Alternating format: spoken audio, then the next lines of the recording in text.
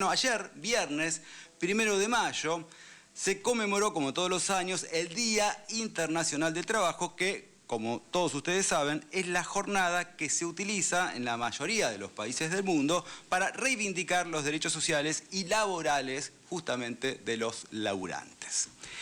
Y obviamente esto, ¿qué es lo que sucede? Esencialmente, esto sucede en la Argentina mediante el peronismo. Y esto es así porque, más allá de que existan gremios de otro signo político, sobre todo de izquierda, en nuestro país la historia del movimiento obrero se define a partir de un antes y un después del 17 de octubre de 1945. Desde esa fecha surgió el estado de bienestar que hizo posible que la clase trabajadora no se planteara ningún tipo de revolución ni nada que se le parezca, porque obviamente en ese momento la relación capital-trabajo se encontraba relativamente estable con todas las reivindicaciones y derechos que el movimiento obrero venía ya adquiriendo, pero desde antes. ¿Por qué? Y bueno, porque Perón, ya desde antes, él se encontraba al frente del Ministerio de Trabajo y Previsión Social del gobierno de facto e iba suministrando, iba otorgando las posibilidades de que la gente, sobre todo los laburantes, adquirieran más derechos. Eso ya se venía dando antes del 45. De ese cargo había tomado Perón medidas para favorecer a los trabajadores y hacer efectivas las leyes laborales. También vinieron, como ustedes saben, las vacaciones pagas, ¿sí? Yo siempre digo que mi viejo conoció Mar del Plata en esa época, ¿sí? Bueno, vino el aguinaldo, que nadie sabía qué era el aguinaldo en ese momento. Bueno, también nació el voto femenino, las mujeres no votaban en esa época, y también vino la universidad pública y gratuita, le agregó gratuita Perón, ¿sí? Y tantas otras conquistas que hicieron que el peronismo continúe vigente al día de hoy. Pero lo cierto es que el tiempo transcurrió y de aquellos años felices, bueno, hoy tan solo queda algo así como un recuerdo, ¿sí? ¿Y por qué pasó esto? Y esto pasó porque el capitalismo se fue haciendo cada vez más depredador, ¿sí? Se pasó de un capitalismo relativamente humano, de mediados del siglo pasado, a un capitalismo absolutamente desalmado, deshumanizado, que pretende incrementar su ganancia, me refiero a los referentes de los grandes capitales, en detrimento de los laburantes. El famoso 50-50, minga. Es 90-10 ahora, y si gracias que te doy 10. Ese es un poco el esquema mental que tienen los dueños del capital, ¿no? Los que son ahora dueños de lo que es el capital financiero, el capital corporativo, podríamos decir. Así que de eso se trata un poco todo esto. Y desde ya que esto se fue agravando cada vez más, y hoy por hoy, ¿sí? Con el gobierno de la Libertad Avanza en la Casa Rosada, esto se agudizó muchísimo más en nuestro país. Hoy, como ustedes saben, hay falta de laburo, la gente no consigue laburo, las fábricas cierran, hay un industricidio insoportable, las fábricas cierran permanentemente, la gente queda en la calle y los pocos que aún tienen trabajo, obviamente no les alcanza como debería alcanzarles, no llegan a fin de mes y la situación se está tornando muy caótica en ese sentido en la República Argentina. A tal extremo está la situación que hoy leía unos datos que me llegaron, decían que se incrementó a más del doble, o por lo menos casi el doble de la cantidad de monotributistas que hoy por hoy en la Argentina. O sea, gente que se tuvo que recategorizar en algunos, o categorizarse en este caso, porque obviamente con el sueldo que tenía del trabajo formal ya no le alcanza, entonces tiene que hacer otras changas, tiene que brindar algún tipo de servicio y obviamente en algunos lugares le exigen presentar factura. Entonces se inscribieron al monotributo. O sea que eso se incrementó en los últimos tiempos. Más allá de eso, hay un montón de gente que labura sin monotributo y también trabaja en negro y que cada vez son más. Y encima el presidente se ufana de eso y dice, mira, cada vez hay más laburo, en negro, cada vez más laburo y para subsistir, no para vivir. Así estamos en el día de hoy. Por eso mismo la CGT junto a otras organizaciones gremiales como el FRESU, por ejemplo, bueno, encabezaron este jueves 30 de abril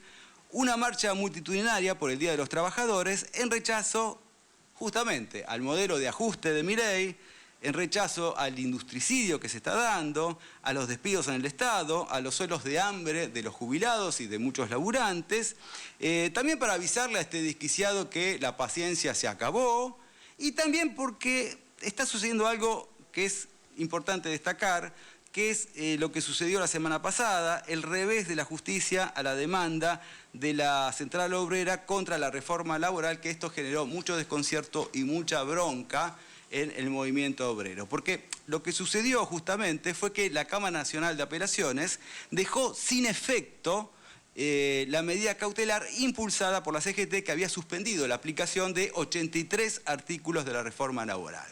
De esta forma, la ley volvió a entrar en vigencia con los cambios que impuso el gobierno en aspectos centrales como las vacaciones, las indemnizaciones y el Banco de Oro. Causalmente, todo lo que había logrado Perón en el 45, que recién mencionábamos, bueno, todo eso se nos está quitando día a día y cada vez vamos a tener menos derechos. La verdad, la situación es increíble que esté sucediendo, pero es caótica por donde se lo mire.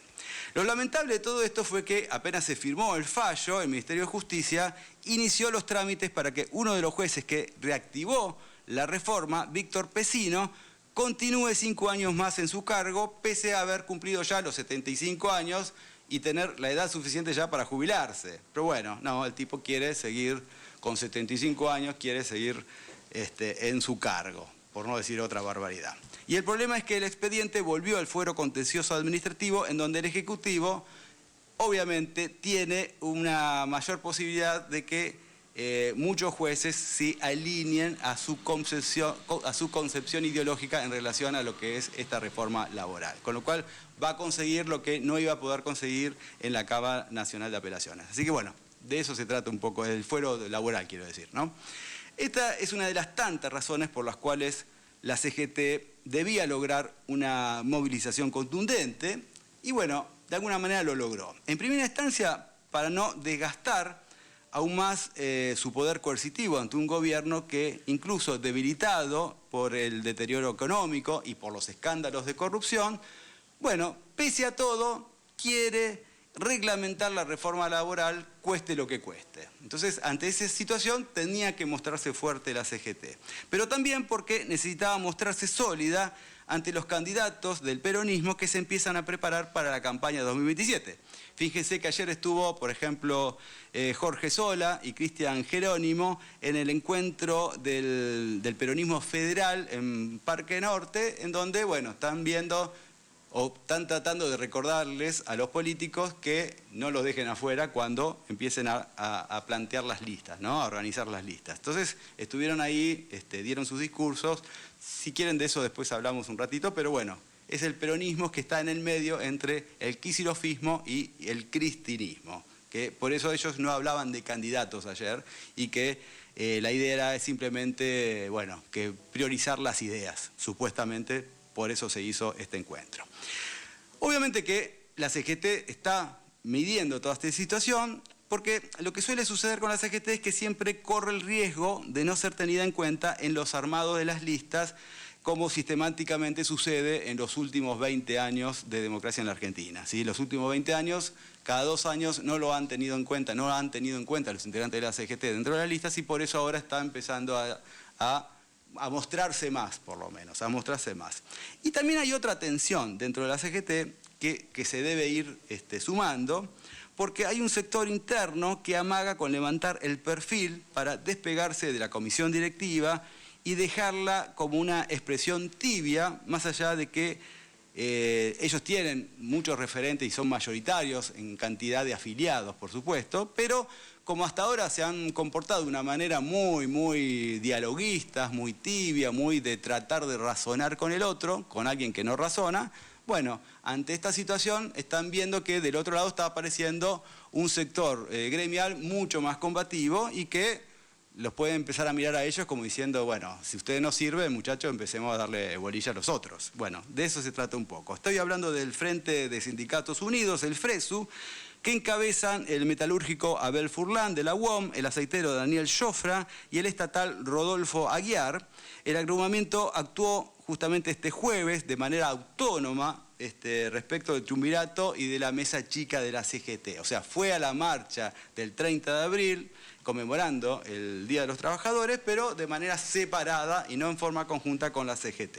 Y de hecho ayer se llevó adelante el primer plenario nacional del FRESU en Pilar, en donde, de eso vamos a hablar en el día de hoy, bueno, se llegaron a muchas conclusiones. Y mientras el movimiento obrero define su futuro, al igual que también lo está tratando de hacer el peronismo, en el gobierno, pese a que sus integrantes se muestran eufóricos hacia afuera, bueno, ellos saben internamente que la situación económica y social se les está yendo de las manos. A ver, lo que pasó el miércoles pasado en el Congreso dejó en evidencia la catadura moral y el nivel de salud mental de los integrantes del Ejecutivo, que al día de hoy no entienden todavía cómo fue que un sector de la población los votó, y no solo una vez, sino 2 veces, y que hoy siguen estando en la Casa de Gobierno. Y como son conscientes de que la mayoría de sus votantes ya se dio cuenta de su equivocación, la verdad se están afanando todo lo que puedan y están destruyendo y entregando al país lo más rápido posible porque saben que quizás en cualquier momento se tienen que ir. Entonces de eso, como creen que eso va a suceder, bueno, listo, están tratando de depredar todo lo que puedan. Esta es la razón por la cual todo el gabinete, incluido el presidente, fue a apoyar a Adorni en su primer informe de gestión como jefe de gabinete, en el que durante 7 horas de sesión Adorni intentó explicar lo inexplicable, las supuestas virtudes de un plan económico, de un plan político que nos está arruinando la vida a todos y a todas. Increíblemente intentó explicar eso.